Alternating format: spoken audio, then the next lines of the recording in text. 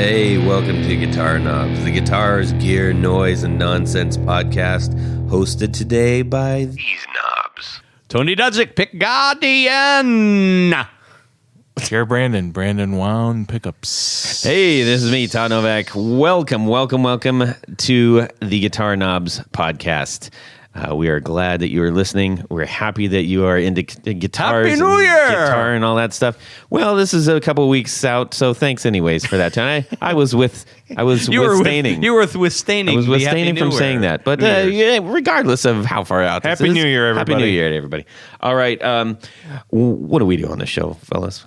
Well, We talk about really cool pedals. And that's one thing, and we talk to the makers of gear and boutique gear like pedals and amps and guitars and oh my pickups and speakers, all kinds of stuff. And we do something occasionally. Educational 101s. The 101s. The 101s. We Get love you doing in the know, 101s. bro. Yes. Tonight we've got somebody very special. Who is that very special person on the line right now? My name is Paul Litewka from PLX-FX. Right on. Paul Litewka. You know, when we posted that we did a box opening on Instagram, boy, we got a lot of people saying this guy rules. So we can't wait to learn more about the things that you're ruling at. We got a bunch of his pedals on the table. We've all had a chance to play them, and can't wait to start talking about them. And just learn a little bit about the builder behind them, the soul behind the signature, man. That's gonna put that on a shirt. Soul behind the signature. Or don't do that. The man behind the curtain. Yes. All right. We got a couple of things to discuss real quick here. We want to say thank you to Rode Microphones out in Australia and our pals who have hooked us up so graciously. Hopefully they're not getting caught up in any of the wildfires in Australia. Yeah. Very bad animals. times. Badness. But aside from that, we've got the Rodecaster Pro, our own personal mothership here, and this has been a fantastic vehicle for us to do the thing that we love doing here. Yes. If you are interested in starting your own podcast or just even simply recording at home, as we've mentioned before, like this is great for recording. Yeah. All kinds of stuff. Check that out, the Rodecaster Pro. And we're speaking through the Procaster mic. The naming is all, they got to put Rode and Caster and Pro and almost everything. So it's a tongue twister. But Procaster mics, these babies have been going a couple years strong for us. And gentlemen, you know what is special about the 2020? 2020? It's a good We are beginning the fourth year. The fourth year of the Guitar Knobs podcast. And we've got a pretty special giveaway coming up pretty soon regarding that. I'm just saying. Could we It's pretty sweet. Could we re-record some of the early ones? We probably should. Also, I want to call out a few things here. We've been getting all kinds of correspondence from folks out on the internet. Oh, yes. We got one, Matt Bass 1121 on Instagram. It's one of those chaps that doesn't put his name on it, so that's what you get. Matt Bass. Anyways, he wanted to share his 4 on the floor, and I said, well, all right, we'll do that, buddy. He's got the way huge pork loin. Always on, he says. And he's a bass player, so he's got the MXR bass chorus. It says, used sparingly. It was almost like a recipe here. Pork loins, spare I ribs. do like pork loins. Yes. I think Jared might have one in his teeth right now. Not really. One. I wish I did. I'm kind of hungry. He's got the MXR Phase 90. Set slow. Slow. Yeah. Oh, yeah. Slow and low. Yeah. That's and the best then way. the EBS tremolo, which I'm not familiar with the EBS tremolo. EBS tremolo. EBS tremolo. That's Really? That's what he has. It says, just to trip up my guitarist. Ha, hardy, har for that guy. Thanks for sharing that with us, Matt. We encourage you to share all things out there with us. We like to share them back to use. Also, we had a nice... we had a couple more patrons join, which we're just absolutely thrilled about. That is so cool. Welcome. One of whom, Sarah Cadence, she said, we had a brief conversation, and She'd be a perfect drummer. Sarah Kate, yeah, with her. Yeah, probably never heard that. Anyways, I just asked about what kind of gear she was playing, and it said, I'm mainly an acoustic player. My current go-to is a Martin Triple Lot 17 Yep. in black smoke. That is a good guitar. Yeah, I bet it's better than good. Is I it better agree. than good? It's probably real good. Yeah. Yeah. She says, I'm seeking to transition to the electric guitar this year. It says, hashtag 2020 goals. I've currently got a Reverend Charger RA, and I've got a Jennings Thinline Navigator in the works. I don't know if that means they're being ordered, they're being custom made, or I think she needs a Strat. No. Reverends are a great guitar. I know Yeah. that. Yeah. Yeah. As the Jennings are as are- well. Yeah. Yeah. I mean, great. Former guest. Go check out the Jennings podcast. She knows her guitar. Yeah, that's Yeah. pretty great. So thanks to Sarah for sharing that and for supporting our show. It means a great deal to us. Thank you, Sarah. Thank you. All right. What is going on in our music world this week? We're going to start with Tony and then head on over to Paul Litewka. This week, well, gosh, it's been a couple of weeks. but, What's been going on you know, lately? How about lately, that? what's been we had a happening little, we had a little lately? holiday break. Yes, we did. So I've got my. I don't know if I even talked about this one. I found a. Oh, finally something new. Thank goodness. I found me a guitar. No, this was a husk, meaning just a body and neck, and it was advertised as a 68 Moserite combo. But I've got it, and Moserites are notoriously difficult to date. So it's you almost have to look at features more than anything. So this series of guitars, it's their semi-hollow version of a. It looks like shaped like a Moserite solid body guitar, but it's a hollow body. And they made them from 66 to 68 or 69. But this one has the features of a 66, which is actually cooler in my book. I mean, I'll take the earlier stuff any day. So I rounded up some pickups from the internets, and there was a company out in California called M3, and their specialty was Moserite replacement pickups. They're out of business now, but somebody had them had a used set available, so I picked those up and popped them in. And I'm just waiting on a couple of final touches on it. Got to get some knobs and different things like that. But it's a pretty cool guitar, and it went together, flawlessly. I mean, it was pretty quick and easy. Nice. I like projects like that aren't, just real time suckers. This one just went together, and it'll be ready to hit the road, as they say. As far as the pickups goes, Tony, I mean, I think you're much better off finding, a set of aftermarket compared to the old. The old ones were just so primitive. Well, it was put together so crazy. It was just Bondo, pieces of clear plastic they cut out with scissors. Well, a lot of the glued together. Oh yeah, I mean that, and then that was Moserites. Nuts.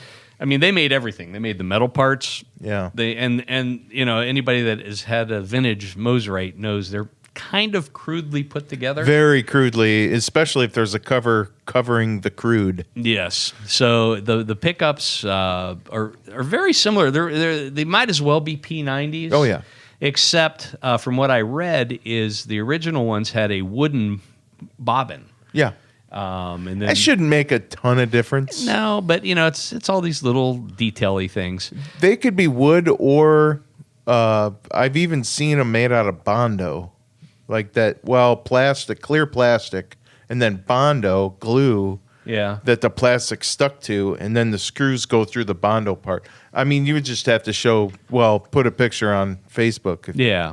To have everybody look and see, but crazy like auto, but they were like auto body parts. Yeah, that's very true. Nuts. And the bigger problem is they are very specific sized. Yeah. And then the rings have to be just a certain size. I mean, I can Yep. cut them out of plastic, of course, but these look the part and they work well. Our All I buddy could think Curtis about- Novak also makes a set of these. Curtis too, makes I some think. great ones. I have They're another set. Probably of his. high quality. Yeah.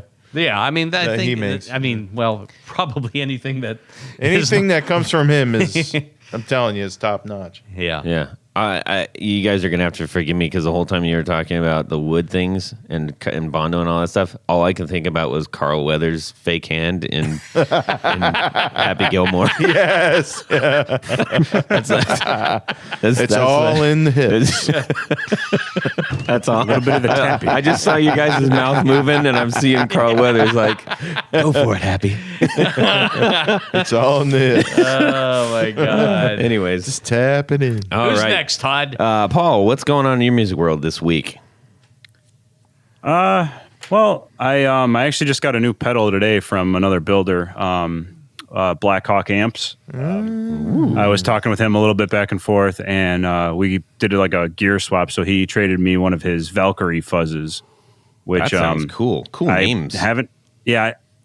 Blackhawk does cool stuff. He does like a very his enclosures are all like really roughly painted and kind of like half destroyed, really like rough looking, on purpose. And then he uses like either an engraving or an etcher or something, and like hand draws all the logos and stuff on there. A lot of like Lord of the Ring references and stuff. So this, he has like Mithril stuff and Valkyrie fuzz, and I think he has a new fuzz out called like a Gandalf fuzz or something.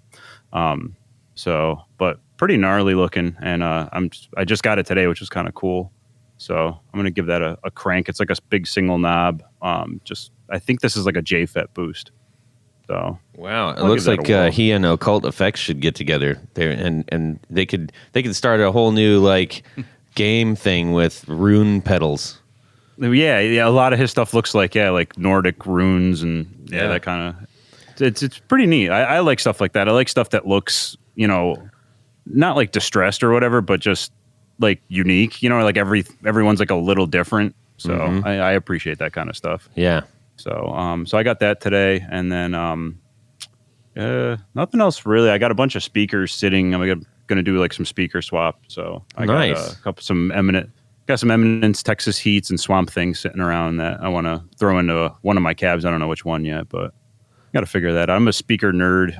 I've come to the conclusion that out of all the things in your signal chain, speakers definitely have the most impact on sound, but it just sucks because they're so expensive. So yeah, and it's it's kind of a hassle. You can't just like pop in a different pedal.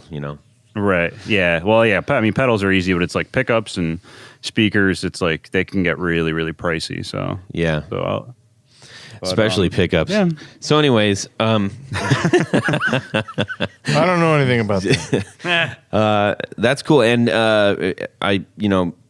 did you just start something new? I believe I saw that on the internet. Oh, well, Offering. my band is putting out. Well, my band. I've been in a band for the last. I started that band Undercliff like probably 5-6 years ago. Okay. And we recorded last year at a local studio here, and then we took a while to get it mixed because stuff. So band stuff. Sure. It never works as smoothly as you expect. So we finally got the mixes and mastering back. So it's ready to go. We're just kind of trying to find someone to work with to hopefully release it soon. Sooner rather than later this year. Awesome. So that's kind of the next big thing. Are you familiar with Ripple Records? Yeah. Yep. Okay. Yeah. I was going to say, like, as soon as you were talking about that, I was like, because I look at Ripple Records all the time because the owner, Todd, he does a lot of really great posts just for bands in general to help you understand. Oh, yeah. I how to watch get all it. those, all the little They're Instagram so good. videos about. Yep. Yeah, and he's actually read some of the questions that I've asked him, so that's pretty cool. Listen, that's awesome. people out there, if you're in a band and aside from the actual recording part and all the gear and everything, that's a great place for to literally hear from the horse's mouth. I'm not calling Todd a horse or anything, but you can get the straight poop on how to interact with a label and how to get your band in the next step. That's at Ripple Music, at Ripple Music on Instagram. Go check that out. Learn some things. And thanks to Todd for putting that stuff out for all those who are actually in bands. Whether you like that kind of music or not, Yeah. It's super helpful. A little bit of knowledge. A little bit of knowledge. I think the things that he says too can relate to pretty much any kind of music. You know Absolutely. what I mean? Or approaching a label or just, like telling bands like, hey, these are the things you should really focus on rather than like the silly superfluous stuff. You could actually, this is the stuff that we're going to look for, you know, which is big, It is. Not to get too sidetracked here, but so the question, one of the biggest questions that I put forth to him was, if once you get your stuff recorded, and a lot of my friends, they say they go and get the recording done, and then they put out their own record, and then they're like, man, we can't get any labels interested in us. And I was thinking, there's something wrong with his math here. And so I just said, what's the best way to do that? What are the best chances you're going to have with a label? And his response was, record it, put 2 songs out, only just no more than 2 songs out on the internet, on Bandcamp, on Spotify, and everything, and then start to court labels, because no label is going to talk to you at all if they don't have something new to release. And I was like, well, that's pretty. That's pretty smart, and also sort of like, duh, But we're all trying to guess, because if you don't know, you don't know. So I really appreciated that he answered that, and that certainly is helping us right now. So, there's a little bit of that stuff for you. Oh, Jared, what's going on in your music world this week? Nothing much. Okay, let's talk about me. So instead of you, because we get plenty of that. So a few things, and the first thing is that PV amp of mine. Could not find a pedal to save my life. The switch pedal. Oh, this story. Yeah, and so I found one on eBay, and the seller is called Switch Doctor, and I think there's another brand under him too, and I'm not sure what it is, so I don't want to say it, but I guess I may have ordered the wrong one or whatever. I'm not sure, because this guy will not return any messages at all. So he won't return any messages through eBay. He won't return return a message through Reverb or his email that I found on a website. Wow. So the doctor is out. The doctor is out golfing. This guy did not at all help me whatsoever. So I bought a different brand pedal, and it works awesome. So you see Switch Doctor and eBay, probably want to find something else. Anyway, so I brought this. Or send him a message and ask him about the stuff. He won't answer back. Okay. So anyway, I brought this 1970 early. Gosh. Wait, let me take a 70s. picture of this so that people can see this real quick here. Yeah, so I told the story before on a different podcast. Bought it when I first got out of the service in 99. A few years later, sold it to a good buddy of mine, and he sold it back to me. And I actually had the top refinished, only the top of this guitar, because it was refinished before I got it, and I scraped off all the paint that was on it before that was not even close to being the correct shade of gold.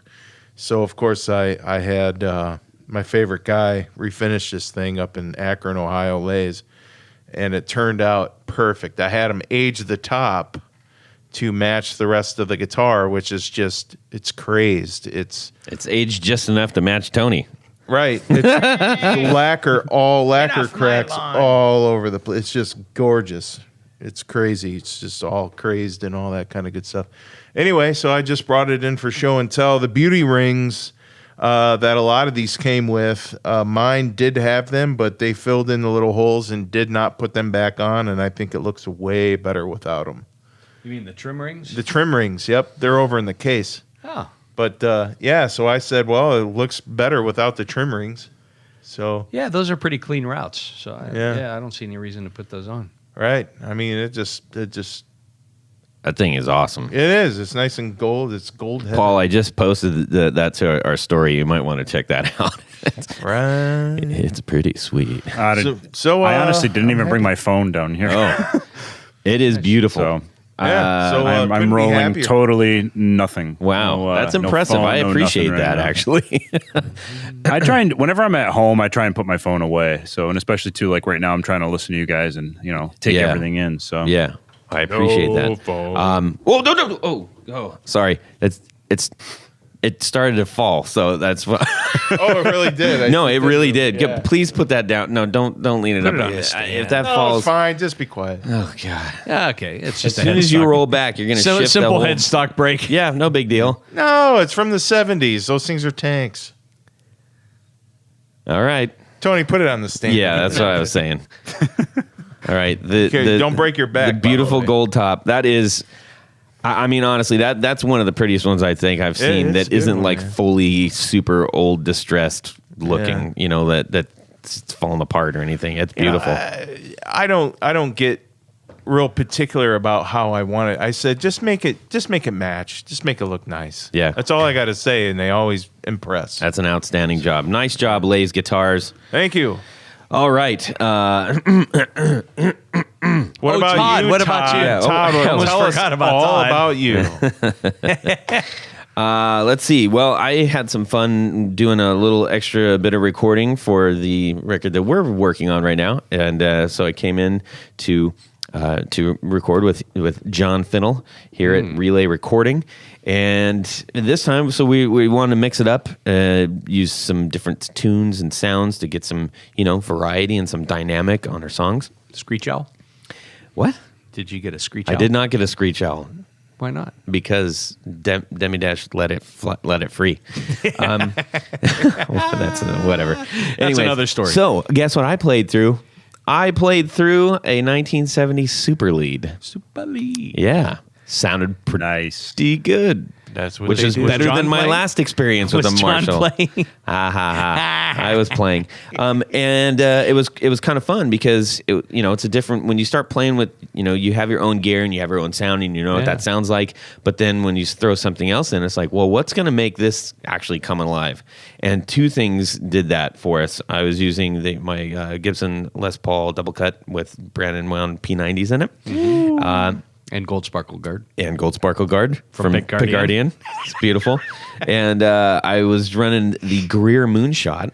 Oh yeah, I remember that. Yeah. And that gave it just enough grit, just enough teeth. It was nice. So when we wanted a slightly cleaner thing, but with some teeth, so it wasn't just layers and layers of overdrive and distortion and everything. And then, but we did want to push it a little bit. We threw in the Kettle and Bread Dirty Little Secret with the Greer Moonshot, and that sounded good.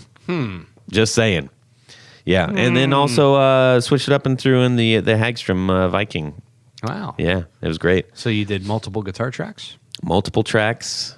playing the same thing, or Doubled some of the rhythms and did some lead stuff. I don't know if it's lead bits, just extra single notes? extra stuff. Yeah, don't make me do more than three Todd notes at a played time. 3 single notes.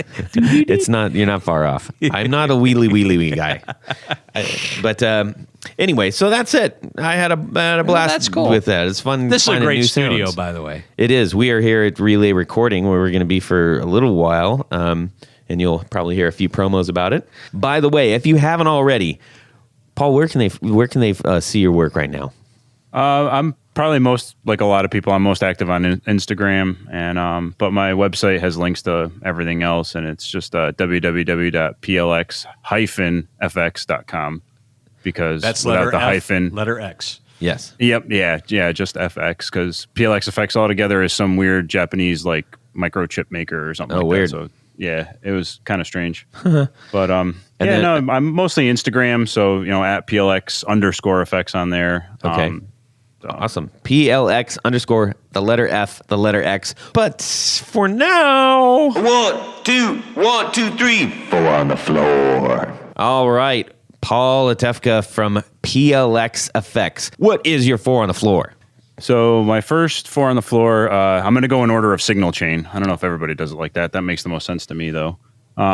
Is I go always into a phase 90. I've had a phase 90 on pretty much every incarnation of my board ever since I started playing guitar almost, So I just have the regular MXR Phase 90. I read a bunch of mods and stuff to do to them years ago, so I did a bunch of them, like the script mod, and there's like a resistor mod. I honestly kind of have lost track of the stuff that I've done to it, but I've built and bought a ton of other phasers, and I always end up going back to that one for one reason or another, I guess. It's, Interesting. I like it. Yeah, I like it pre-dirt. It's a little less intense that way. I like it to be a little bit more in the background. I don't like it to be super pronounced. See, now I was going to ask you about that, because that's one of the things that I personally have struggled with the MXR Phase 90 and other sort of, one knob or two knob style phasers that don't have any kind of a volume control or anything, because I find that you turn it on and it's just like, well, there's the phaser, but you're controlling it by putting it in the front of the chain. Yeah, I put it in before dirt, because I mean, post dirt, it's like as soon as you turn it on, it's on. Yeah. With the Phase 90, putting it post dirt, you definitely get like that perceived volume drop. Whereas every other phaser I've ever tried or built has always had a huge volume jump, regardless of where it ends up. And so if it's pre-dirt, it ends up then compressing and adding a bunch of gain, which I may not necessarily want. And then post, it like has a huge volume jump, which I don't really like either. So for some reason, I don't know why, the Phase 90 just sits just right for what I do and how I like it, I guess. So awesome. Well, there's a good little that's tip. Number one. Yeah, and like I said, so a lot of those mods are really easy to do too, like the resistor clip mod. I forget what it is, but there's just a resistor you just cut out. They're not really like intensive, so they're a good way to, if you just want to try something new. And MXR Phase 90s are kind of a dime a dozen. You can pick them up used for real cheap. So if you screw it up, it's not a big deal. So cool. And then out of there, probably a Dunwich amps pedal, the Volt Thrower. Pretty good friends with Nick. I've known him for about 10 years. He's actually who got me started building pedals. It's a Rat, which is insanely modded, and it runs at 36 volts internally. Whoa. So it's like a super high headroom Rat with just a ton of gain, and it has like an input cap selector, so you can kind of make it really like fat and woolly, or you can like tighten it up by dialing that back a little bit. That sounds awesome. Yeah. And it's a fun pedal. How about the color of the sound? Because I know that, like, the filter on the Rat, some people really love it, they really don't. To be totally honest, I'd have to grab it, because I want to say, I think his has like a high and a low. I don't think he actually does the Ruitz mod, because he kind of takes the Rat gain section, but then the EQ side is like totally different. It's a totally different shaped EQ. It's not like the Ruitz mod, rather than changing like the midpoint, he does like a high and a low control, and I think it actually has a mid control too. So it's the EQ section is totally different, but the gain and like kind of the general voicing of the distortion is Rat based. That's cool. And Volt Thrower, what a great name. That'd be a great name for a band. Yeah. Damn, Volt Thrower. Holy mackerel. Yeah. That's a great band name. Somebody take that quick. And if somebody's out there, that is my band name. What do you throwing volts? Yes. Somebody in a basement is really mad right now. Yeah, exactly. How about number 3? So then I get into modulation stuff. I always have a reverb and a delay, and my go-to reverb for a long time now has been the Dispatch Master from EQD. It replaced, I used an RV3 for a long time, but I got kind of paranoid about losing it or breaking it. And the only thing I found that replaced that I liked a lot was the Dispatch Master. So I use that more kind of for reverb, kind of shorter delay stuff, shorter reverb stuff. Nothing too crazy, but just kind of like an always on reverb. And then when I want to get really crazy, I run that out into a Catlin-bred Echo Rec, and I have that set to like a much more crazy, longer, bigger delay sound. So I usually, if I'm turning on the delay, the reverb's already on. So by itself, it might be kind of tame, but when you stack both of them on top of each other, it gets a little weird. Yeah. Yeah. So nice. Okay. Number 4. So the Echo Rec. So, I thought you were saying, okay, that was if you wanted to get crazy. Okay, so Echo Rec. Gotcha. Yeah. All right. Well, look at me not catching that one. Slipped it right by me. Yeah, no, I always have like a reverb and a delay. And like I said, those two have been kind of always on my board. I might rotate in. I actually usually like to have 2 reverbs and 2 delays, but those ones are always the constants. And I'll have the echo rec set to like a more crazy, like I said, big drowny. Like if I'm ending a song on a big chord and I want it to just drown out for, a minute, I'll flip that on and then just mute everything else and let it, go crazy for a little while. And like I said, use the dispatch master kind of just as like an always on nice little like a tighter reverb. Gotcha. All right. It's all making sense to me now, man. Well, that's a tidy little 4 on the floor. I think it's not exactly what, when we think of some like the style of music that I'm assuming that you're playing, based on a lot of the stuff that you're making and things that you're into, I don't know that you'd look at those 4 and say, oh, that equals this heavy music. Yeah, I think like especially on the reverb sides and stuff, I definitely have a lot of influences from like kind of more post rock stuff. Like I like those types of tones, so I like Russian Circles, which isn't really post rock, but kind of that more like out there, melodic, but like very reverb heavy, soaked stuff, as opposed to the more kind of straight ahead like groove stuff. Yeah.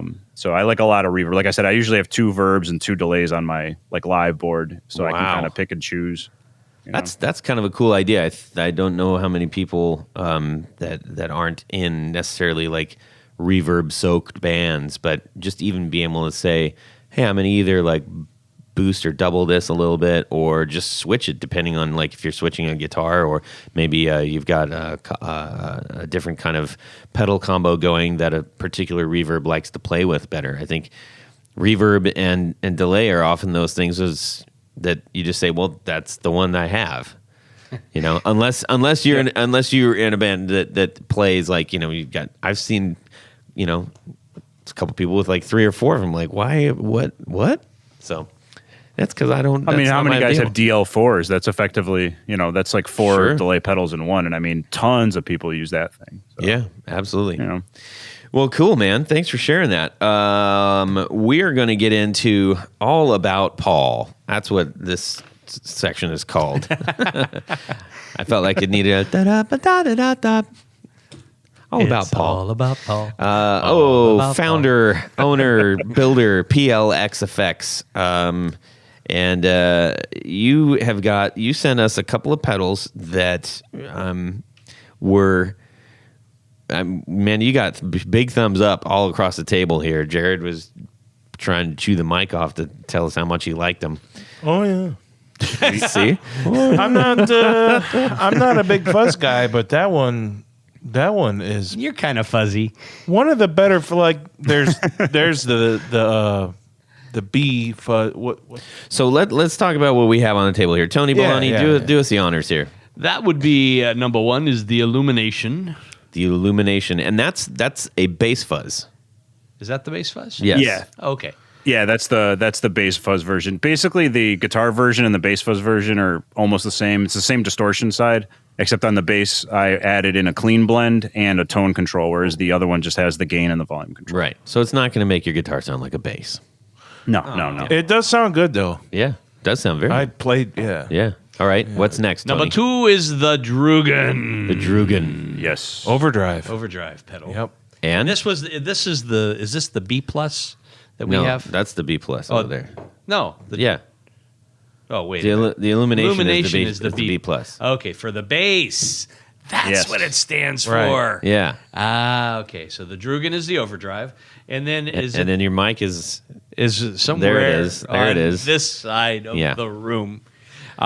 This is the. Do you say it the FUM fuzz or the? I say fuzz? FUM, F-U-M, just FUM. Yeah, I'm trying to keep stuff as phonetic as possible. I hurt my thumb. Is that as a result of being in a Polish family, or But believe it or not, it's two things. Number one, it's muff backwards. Not very inventive.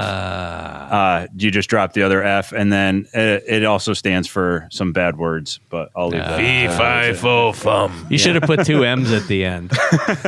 Yeah, I don't even know where it came from. I think I just called it that one day for fun, and then I was talking to my art guy, and I was like, "Yeah." He's like, "So what's this one going to be called?" And I was like, I guess the fuzz. You know, I don't know. Huh.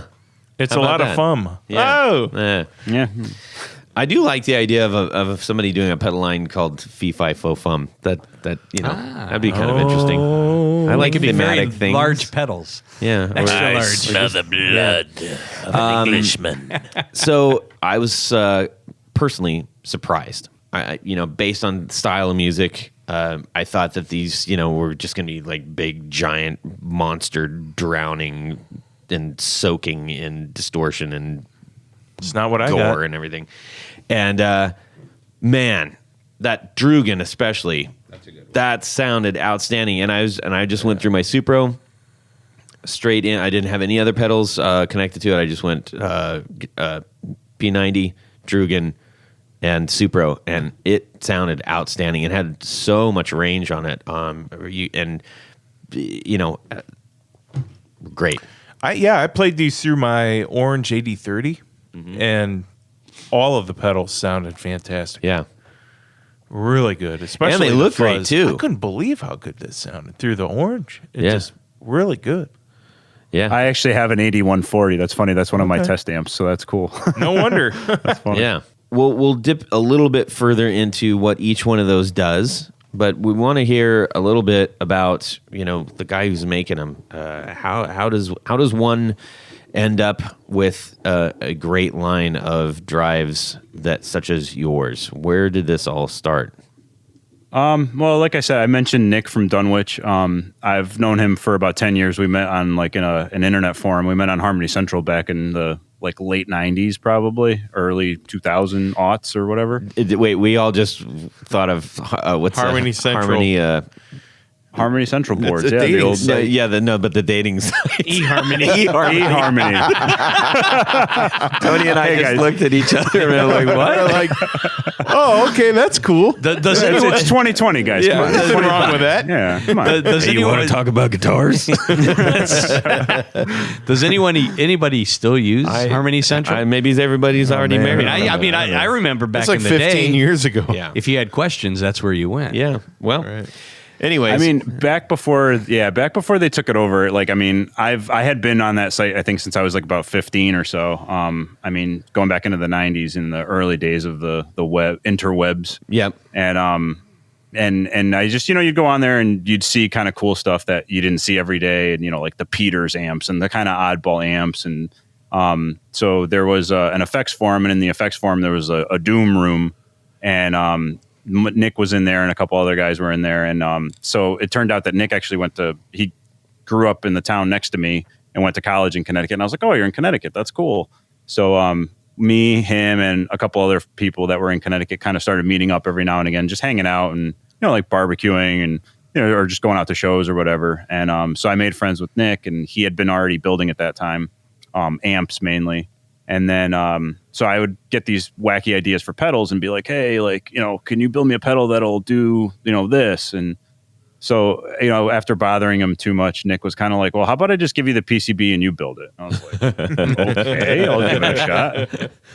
So I think I just annoyed him enough where he was like, here, this will either shut him up or he'll learn something. Yeah. So, Nice. So he gave me a couple of PCBs, and I put together. My first pedal ever was a clone, I think, from Guitar Gadget, GGG, General Guitar Gadgets. Mm-hmm. And then once I did that, I felt confident enough to, Nick gave me some PCBs. I built those, and then just kind of started from there. And then he showed me how to use EagleCAD and how to, draw out a schematic and then do the placements, which that's definitely not my strong suit. I'm not on the engineering side of this stuff, is not my forte. I'm a much better, get my hands dirty, build stuff, drill holes, solder stuff, burn my face and eyelashes. That's more me than That's the fun part. I've been in trades since I was a kid. You know what I mean? I went to tech school and stuff, so I've always been more on the hands-on. Even with my guitars, rewiring them, resoldering them, breaking stuff and figuring out why I broke it. So kind of out of necessity, I just started building, and then, I would just take ideas from this and then combine them with that. And, kind of the same thing that everybody else does, just kind of a curiosity thing and kind of a question of like, hey, like, can I do this? Like, will this work? And then just, you just kind of keep going and making stuff that I want, you know what I mean? And that's kind of what I think that's what everybody does, kind of like with music and pedals and guitars and anybody who makes anything, they kind of just make stuff that they like and hopefully somebody else digs it, So you had no electronic experience before doing this? Nothing beyond like wiring guitars and the basic. I mean, I have some basic electrical knowledge, but nothing electronics, and Ohm's law was a mystery to me until I kind of got into the pedal building world. So. Tony, let's start building pedals. Sounds Great. like Great. Yes. I know my way around a soldering iron. Yes. Wow. So yet again, we have somebody who's successfully running a pedal business that didn't, start out being an electronics, genius. And these sound really good too, which is a plus. Yeah. Yeah. Seriously. Yeah. So, I mean, it's funny though, in talking to people who are like super knowledgeable, like guys like Nick and name drop John Snyder. Yeah. Drake. Even a lot of those guys, like Nick will tell you flat out, Nick has a doctorate in EE, and he'll tell you that 99.99% of what he's learned has absolutely nothing to do with pedal building. Right. Like, they're obviously the basics are there. You kind of get the background, and maybe you can wrap your head around certain ideas faster. Yeah. But a lot of it has nothing to, pedal building and amp building is totally a different beast. Yeah. I think our pal Mike Trombley, who's former co-host on the show and frequent guest, shout out to Mike. Hope he's doing all right. Yeah, love you, buddy. He actually took his electronic degree. I think he got it based on audio and how it can apply to audio, which was, I guess, pretty smart considering he's like, hey, I'm making pedals and I'm doing electronics. Maybe I should do that instead of learn how to make radar or something. I don't know. So were you always really into the sort of, I don't want to call it, doom, but just heavier music? Yeah, I mean, I definitely grew up listening to faster stuff than what I listen to and play now. I grew up, I think I was in 5th grade and I discovered Pantera and I was like, oh man. And so then from there, it just got progressively faster and heavier. And then probably in the last 10 years or so, I kind of got more, I've been going to concerts and stuff since I was, 13 or 14. And I mean, I can't even begin to count how many shows I've been to, but I remember the first couple times seeing kind of slower, heavier bands and getting that chest rumbling bass and stuff that just made me appreciate that so much more. And I was like, man, that's kind of what I want to do. So I would go home and, turn my amps up to as loud as they would go at the time. And, just kind of try and mimic that and just playing big open chords and big heavy stuff like that. So, but I started out fast. I mean, one of my first real pedal was the Spiritus, which is based on an Ampeg VH140C, which is the death metal amp from the 90s. A lot of the Morris Sound guys Suffocation and Dying Fetus, those guys all use that amp, and that amazed me that no one had ever turned that into a pedal.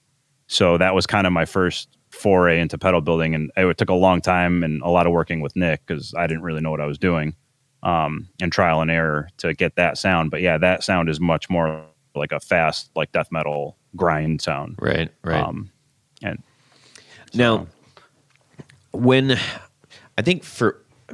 I try to kind of put these things together, and this kind of goes back to when I said, oh, awesome, I'm going to open up these pedals, and I don't know if they're going to sound good with the gear that I have or the type of music that I want to play. When you are building for specifically, I'm, based on your tendencies, I know you're probably leaning a little bit more towards building for that kind of music. Is that a correct assumption? Yes and no. I mean, I guess, but it's funny because I feel that,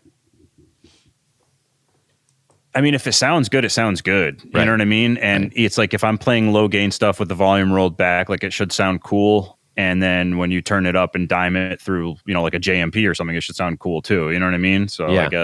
I guess I guess it's definitely geared towards heavier stuff, but I think a lot of that has to do with the player and the rest of the gear too, you know? Right. So, well, I think that it's important that you point that out instead of us, because that was the experience that we had, and that you know, you're able to provide something that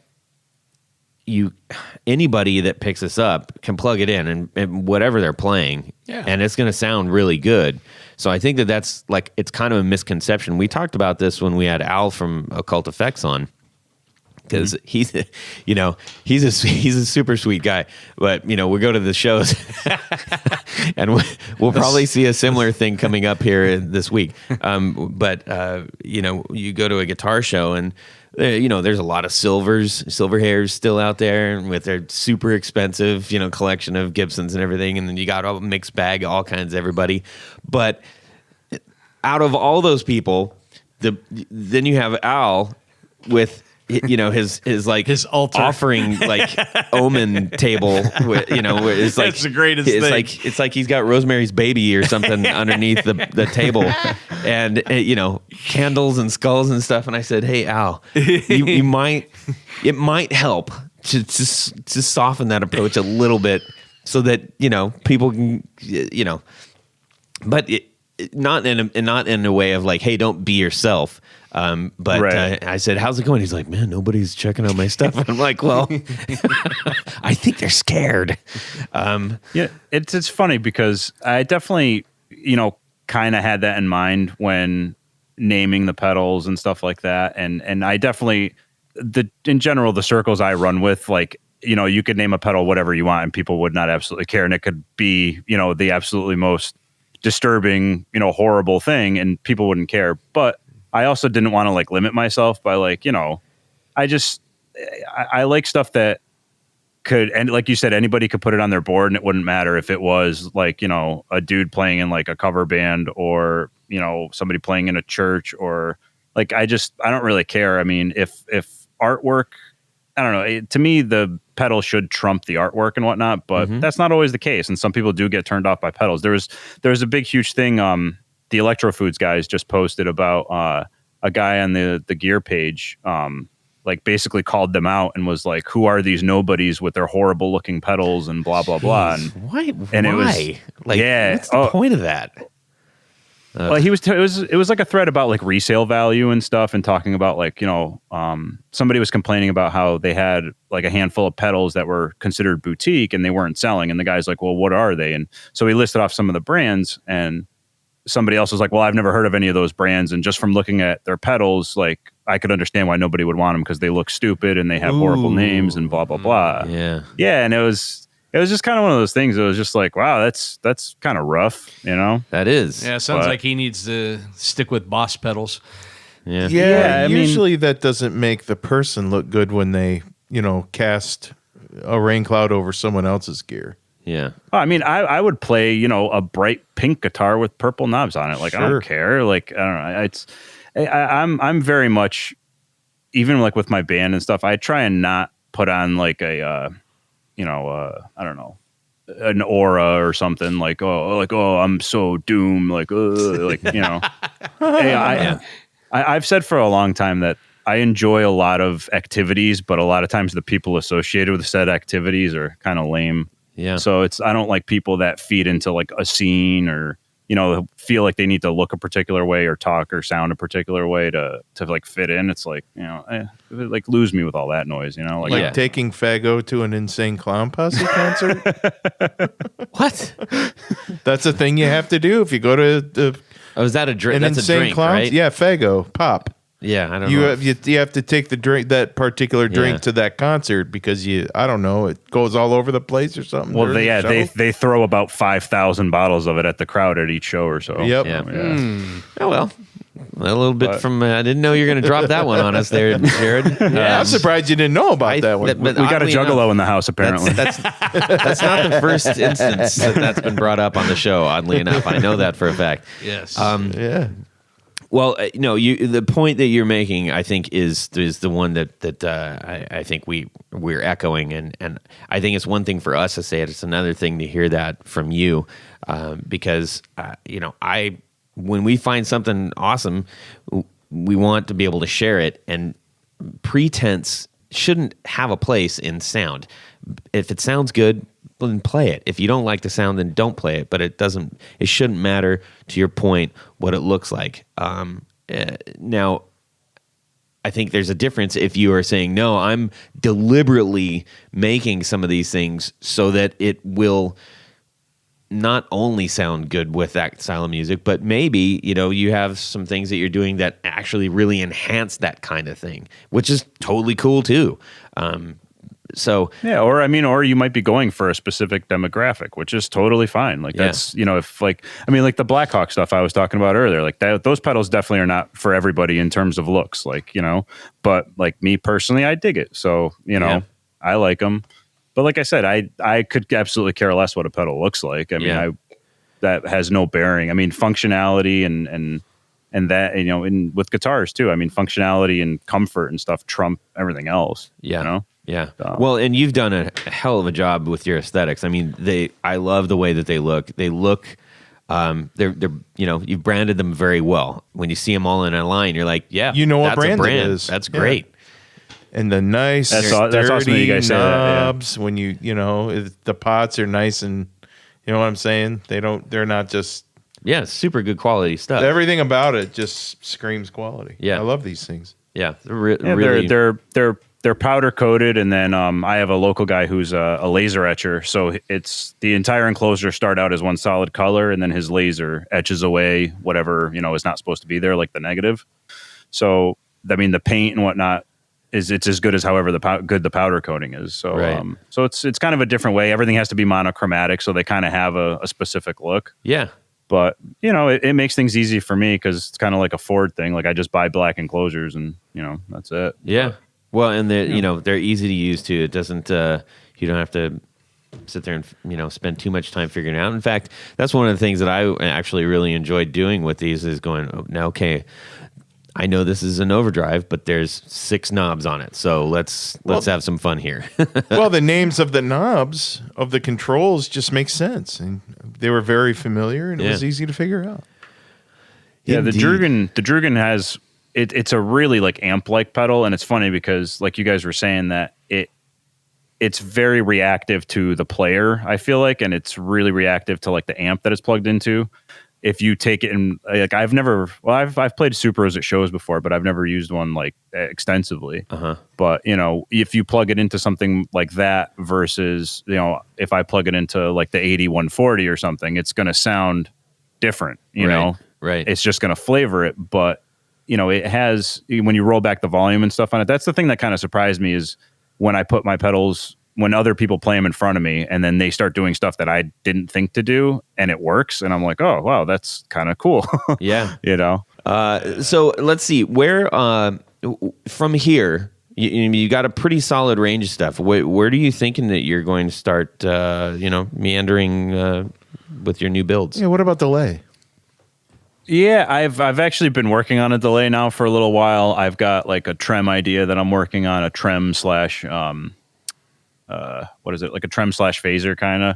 So I'm definitely kind of trying to get away a little bit from the distortion stuff. It's just it's a big jump in my little pea brain to go from distortion circuits to the modulation type effects and like the FV1 based stuff for reverbs. I have like a digital delay, like a PT 2399 bass delay that I've been working on for a while.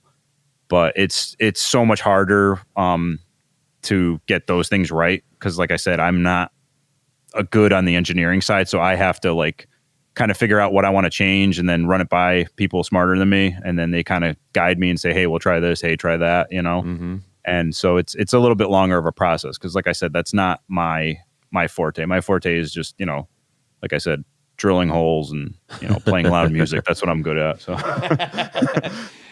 Well, in the circle that you're in musically, and we're talking about some of the heavier stuff, I guess, for lack of better terms, would you call it doom? Oh, what I play? Yeah. I mean, doom's a very good umbrella term. There's lots of different, things, but yeah, that's fine. Yeah. In that genre of music, do you think that there is something that is lacking, or that people haven't said, why aren't we using this kind of particular sound or effect that you think you might be able to inject? Wow, that's a really good question.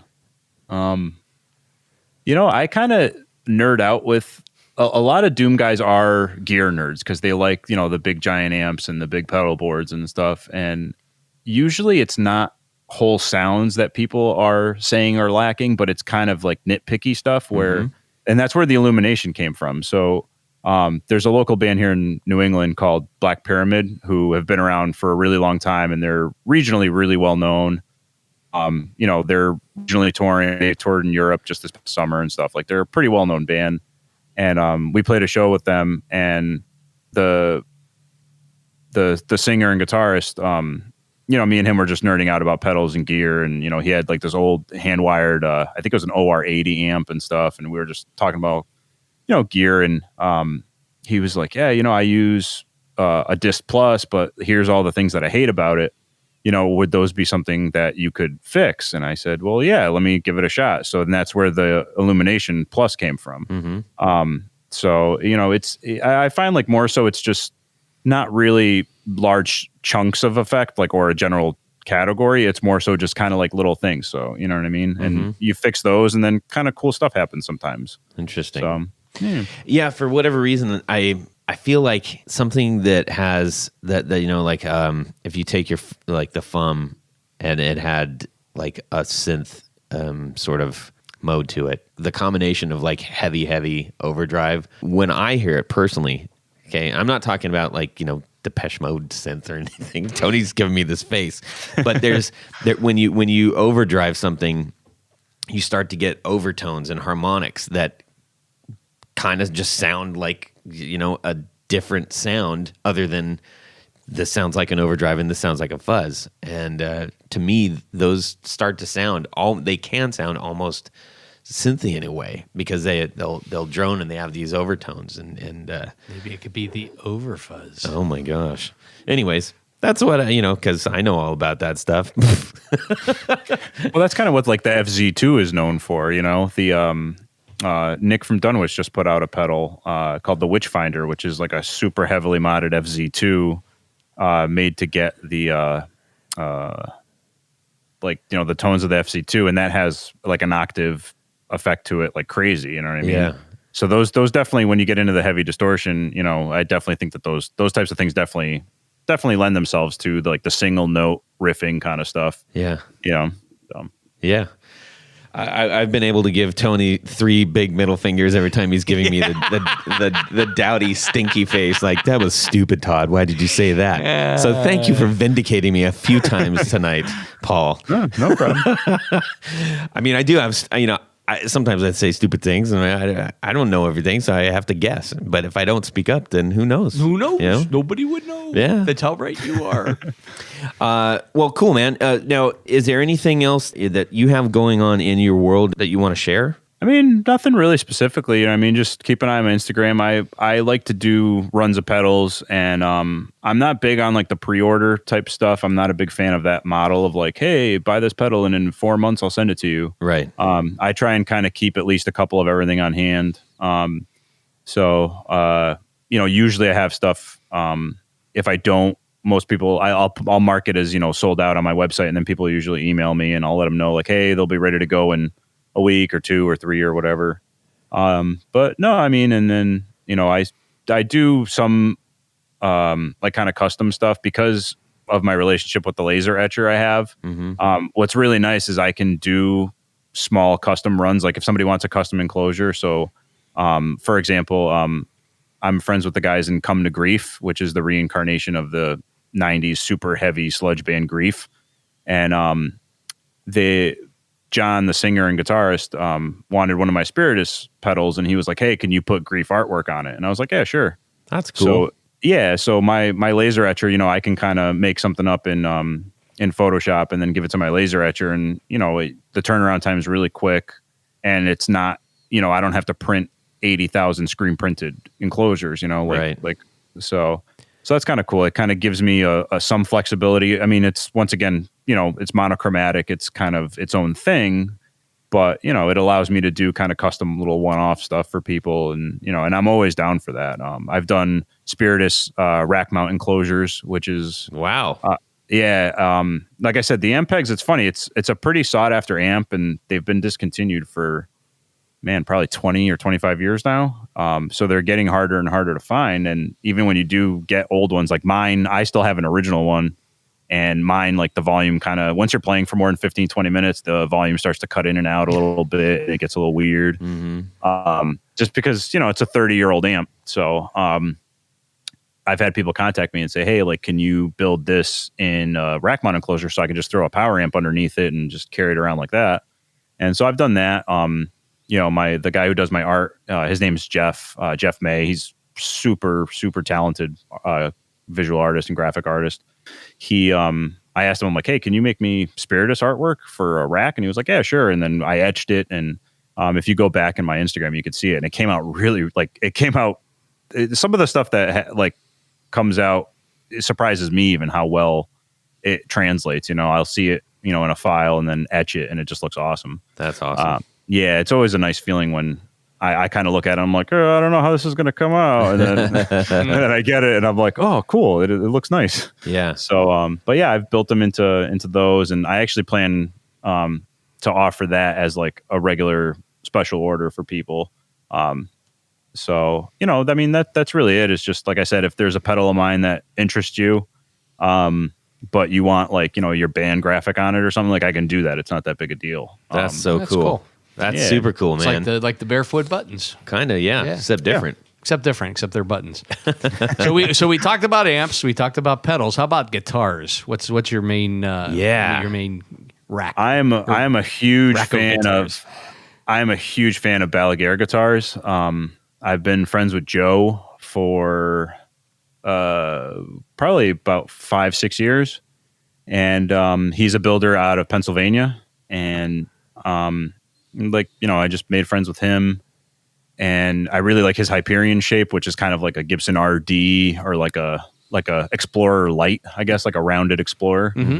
And so I picked up one of his. I got it as a semi-custom. So he offers semi-customs, which allow you to basically spec out almost a completely custom guitar based on his body shapes, and the pricing of it works out to be half of what it would cost other people to do. So the trade-off is that they're produced in Korea to his specs by, you know, a luthier team of about 10 guys, which some people frown upon, and they're like, oh, you know, it's not built by hand, you know, by Joe, you know. But it allows you to get the exact guitar you want with the exact specs you want for very little money in comparison to something else equivalent. So I have a Hyperion baritone that's 28.5-inch scale. It's a spalted maple top, spalted maple with a mahogany body, and then a 5-piece neck with an ebony board. And like I said, like, that's exactly what I wanted, you know. So no one else makes that guitar. Like, I can't go anywhere and buy that off the rack, you know. So I got that, and then I had another baritone build from him, and then I own 2 of his, like, kind of more regular production guitars, and then I'm kind of close to buying a bass from him just for ha-has. But yeah, so yeah, Balaguer Guitars has been my go-to, and he's absolute nicest dude ever, and I've done NAMM with him a couple times, and he's just really nice guy and very cool. And like I said, it's, you know, I like buying gear from people that, you know, I could be friends with, you know what I mean? Like we were talking about certain pedals or whatever might turn people off. The biggest thing with me is kind of just people's attitude. Like, if I hear a builder on a podcast, or if I see a builder like posting stuff that, you know, your personality says a lot to me. And luckily there's the majority of people that I run into, like, at, you know, just through anything to do with pedals, you know, everybody's really pretty cool. There's not a lot of jerks. So, I mean, you guys had some tone jerks on. I know that. Cool guys for sure. Yeah. So I need to with the guitars you use now. What was the first guitar you actually owned that you started on?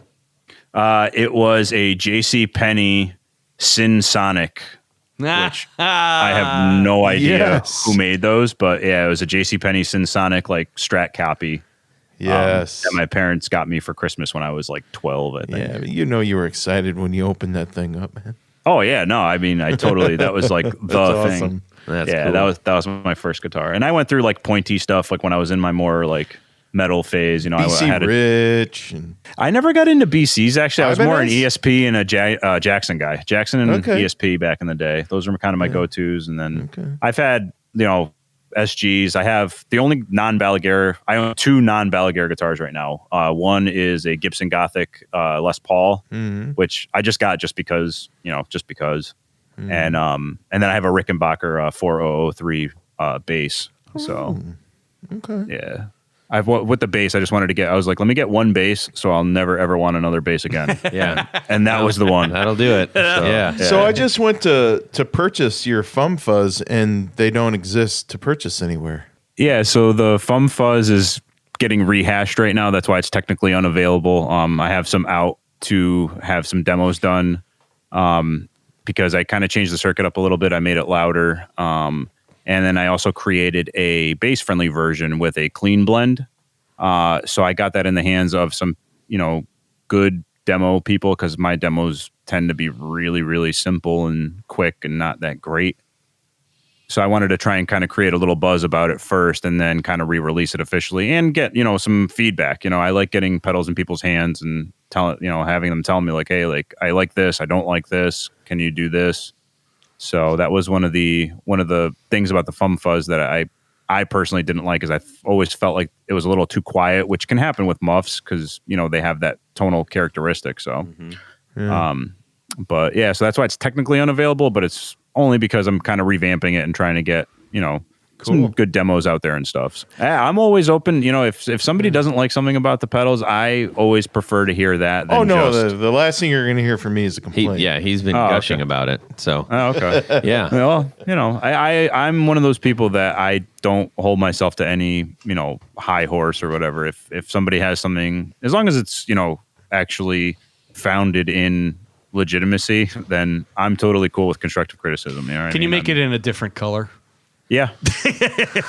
No, I want one of these now. That's what I'm saying. Yeah. You're not going to hear any criticism. Yeah. Can you do a purple sparkle one? Right.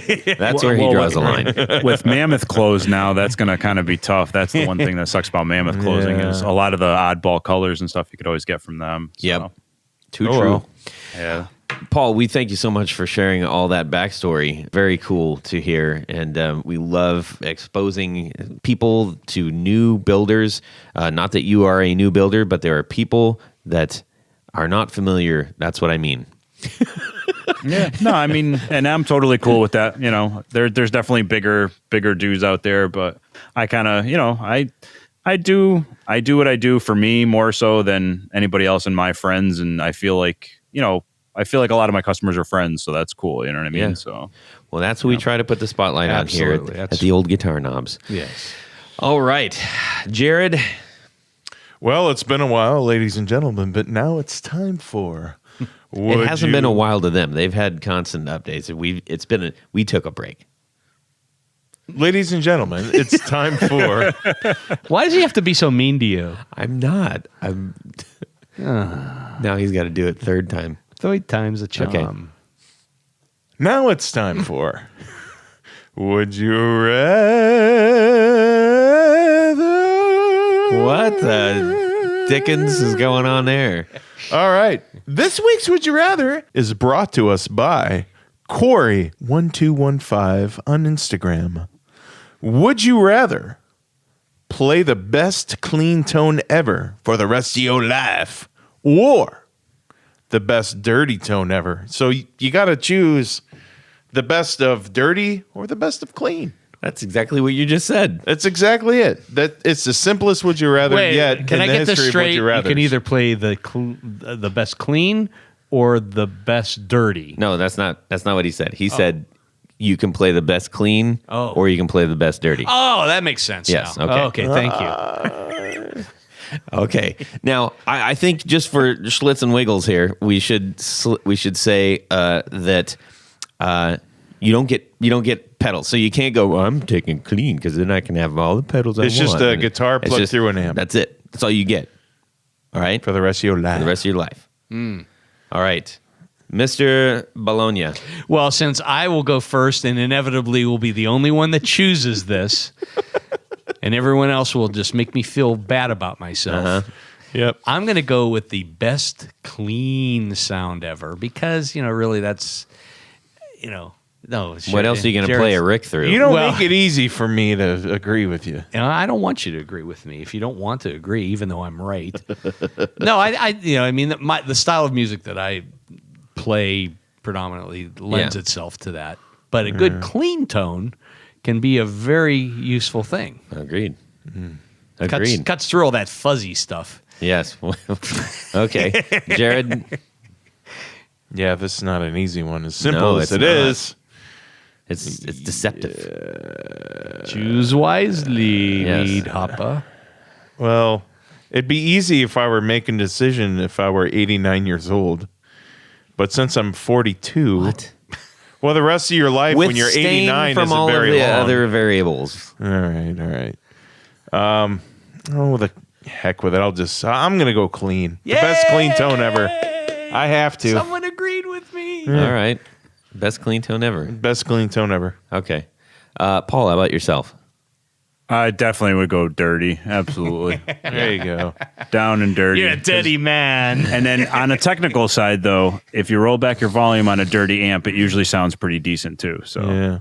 that's the one technicality I'll throw out there. There you go. The other, say now, I was hedging on going clean. Yeah. And then, just boosting the whole thing, just 12ing it, diming it, just right to get 15. the dirty. Yeah. But I know that's kind of cheating here. That's cheating. Can't cheat. I'm going to go with dirty too. I'm going to go with dirty too. Nice. Because You don't want to hear Todd play clean anyway. You're so right. You're so right. No, you're decent, man. Wow, when did he have that operation to get all thumbs put on his fingers? That's so weird. That one's a big toe, actually.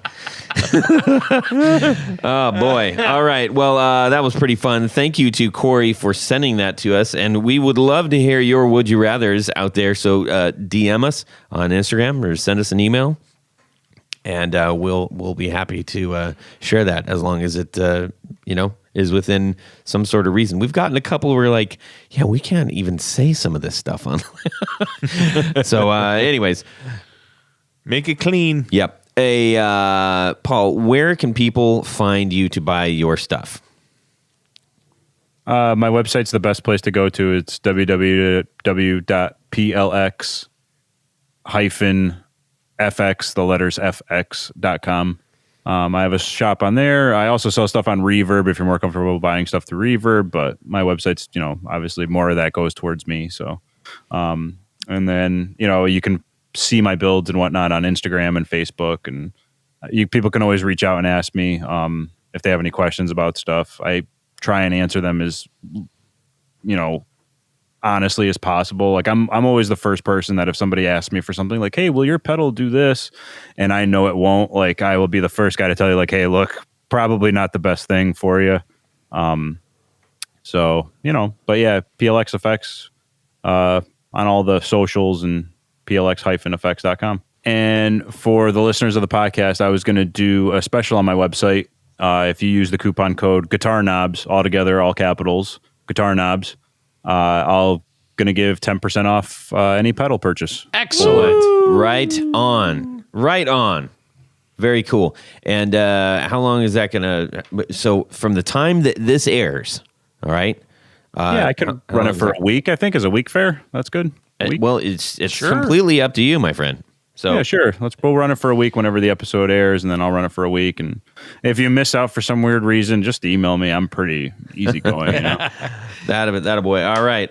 We really appreciate that. People, these are fantastic sounding pedals. You got a thumbs up from three of us, and that doesn't always happen.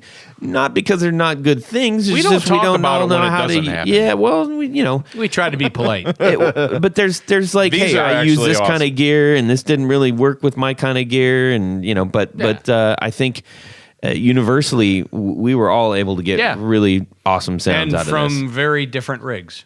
Yep. Very different rigs. Yeah. Correctamundo. These are a home run. Yes. All right. Awesome. Mr. Baloney, Yeah. we got a couple of people to thank. We have a lot of people to thank. But what I'd like to do right now Yes. is thank a very special group of people. Mm-hmm. These would be our executive producers, if you will. Yes.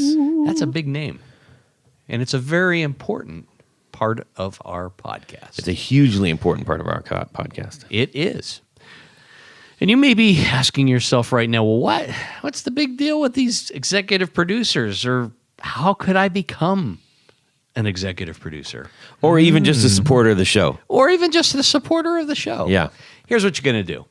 You go over to patreon.com/the guitar knobs, and you will find a couple of different levels in which you can participate as a sponsor. Mm-hmm. Each level has its own unique selection of swag, and that would be things like barefoot buttons and stickers and T-shirts and my Picks gosh, and keychains and all kinds of crazy stuff. And this coming year, 2020, there's going to be a boatload. Giveaways. And by boat, I mean There's a lot. a big boat. Yeah. Big boat. Yeah. We're going to be doing a bunch of giveaways, and that helps you qualify for said giveaways. Yeah, we're still going to do some on Instagram and stuff, but we're going to gear more towards, making sure that the people that are really helping to support the show are getting, benefiting from that as well. Absolutely. But in addition to all that great stuff, the executive producers have something done to them. And what is that, Jared? Well, you get to have your name read on the thing. That is right. That was a pretty big lead up for I know. For what you said. for what I said. So without further ado, I would like to thank the following executive producers of the Guitar Knobs podcast.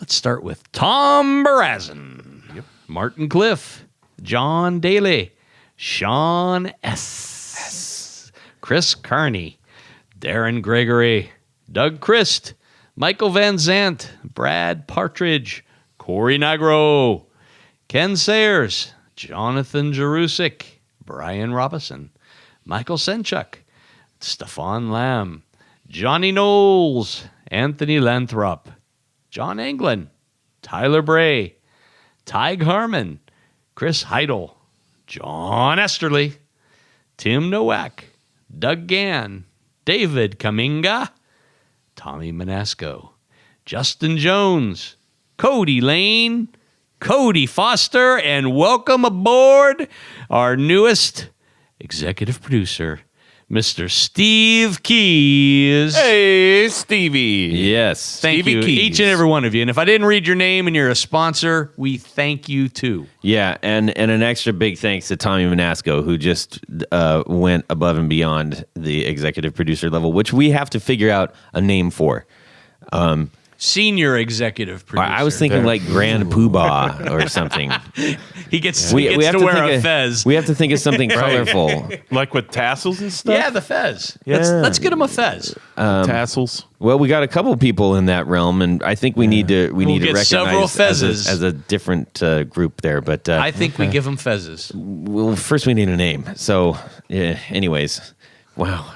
You just overcomplicated everything, Tony. Why'd you have to go and throw All me right. off? Hey, thank you so much to all of you who are supporting us at every level. It means so much to us and to our show, and we are trying to get into a brand new home right now, and that's going to help us out. So, Tony, where can people find you?